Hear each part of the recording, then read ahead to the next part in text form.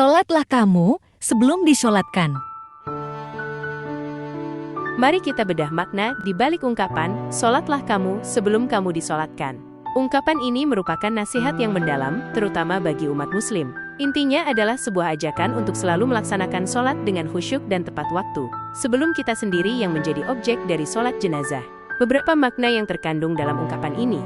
Pentingnya sholat. Sholat adalah tiang agama Islam. Ungkapan ini mengingatkan kita akan kewajiban sholat dan kedudukannya yang sangat penting dalam kehidupan seorang muslim. Kesiapan menghadapi kematian. Ungkapan ini juga menyiratkan kesadaran akan kematian. Kita diajak untuk selalu bersiap menghadapi kematian. Kapanpun itu datang, salah satunya dengan menjalankan ibadah sholat dengan baik. Urgensi waktu. Waktu kita di dunia ini terbatas. Ungkapan ini mengajak kita untuk tidak menunda-nunda ibadah sholat karena kita tidak tahu kapan ajal akan menjemput. Kualitas ibadah. Selain kuantitas, kualitas sholat juga sangat penting. Sholat yang khusyuk dan penuh makna akan memberikan ketenangan hati dan mendekatkan kita pada Allah SWT. Implementasi dalam kehidupan. Untuk mengimplementasikan makna dari ungkapan ini dalam kehidupan sehari-hari, kita dapat melakukan hal-hal berikut. Menjadikan sholat sebagai prioritas. Selalu usahakan untuk menunaikan sholat tepat waktu, baik sholat fardu maupun sunnah. Meningkatkan kualitas sholat, fokus pada bacaan, gerakan, dan makna dari setiap gerakan sholat. Memahami tujuan sholat. Sholat bukan hanya sekadar rutinitas, tetapi sarana untuk berkomunikasi dengan Allah SWT dan mendekatkan diri kepadanya.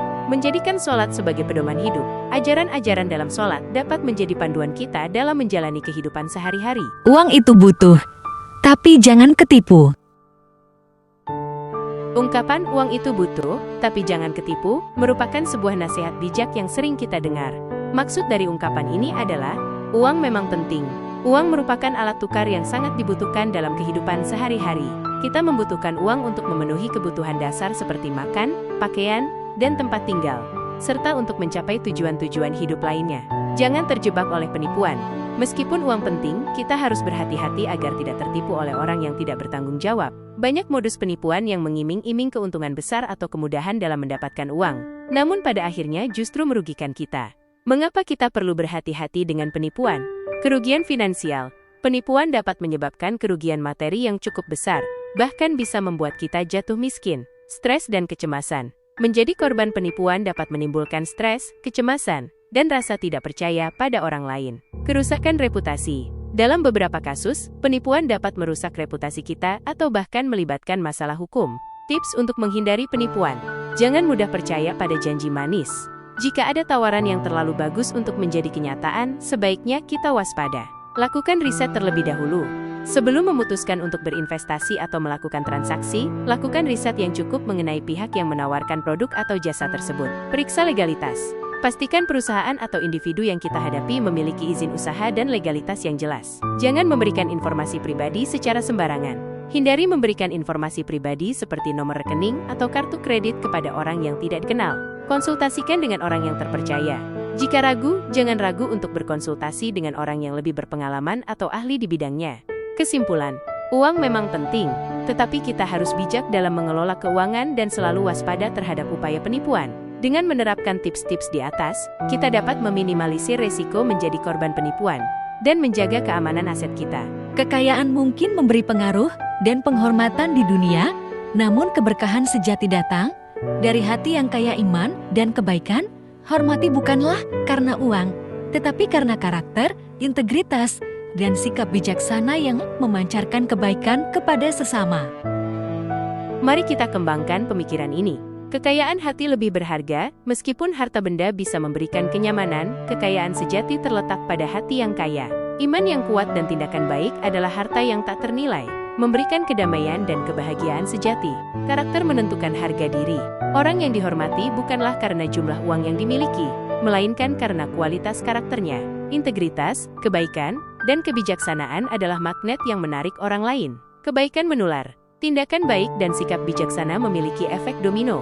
Ketika kita berbuat baik, kita menginspirasi orang lain untuk melakukan hal yang sama, menciptakan lingkaran kebaikan yang semakin meluas. Kekayaan dunia fana, harta benda hanyalah sementara. Kebaikan yang kita lakukan akan meninggalkan warisan abadi. Memahami segala sesuatu berarti tidak membenci apapun. Memahami segala sesuatu berarti tidak membenci apapun. Pernyataan ini menyiratkan hubungan yang dalam antara pemahaman dan kebencian. Mari kita lihat beberapa interpretasi.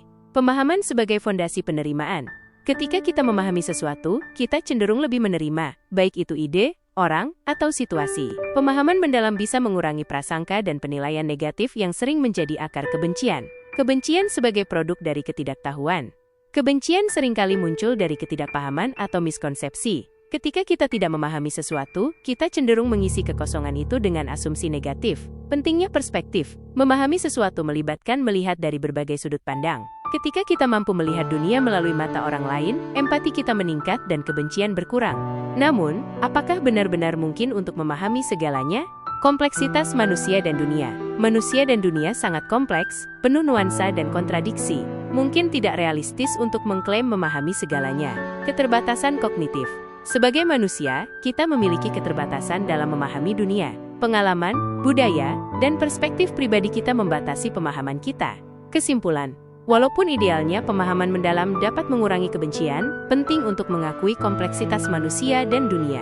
Memahami segalanya mungkin tidak mungkin, tetapi berusaha untuk memahami lebih dalam dapat membantu kita hidup lebih toleran dan penuh empati. Jangan karena banyaknya kenikmatan, sehingga di luar nalarmu, lantas membuatnya melebihi rasa syukur. Ketahuilah bahwa alhamdulillah itu melebihi segala kenikmatan baik di dunia maupun di akhirat. Mari kita bedah makna di balik kalimat indah ini.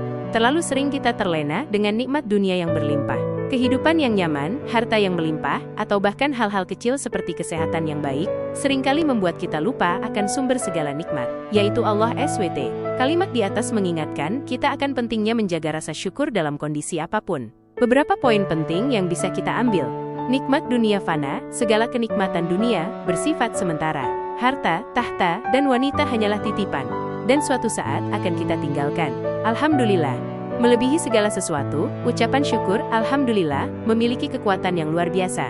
Ia tidak hanya sekadar ungkapan terima kasih, tetapi juga sebuah pengakuan bahwa segala nikmat berasal dari Allah SWT.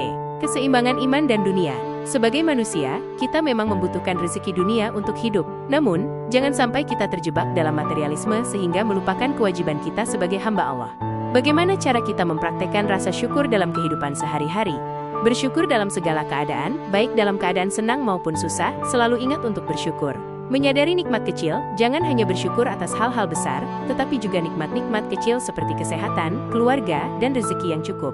Berbagi dengan sesama, salah satu cara terbaik untuk bersyukur adalah dengan berbagi dengan orang lain yang kurang beruntung.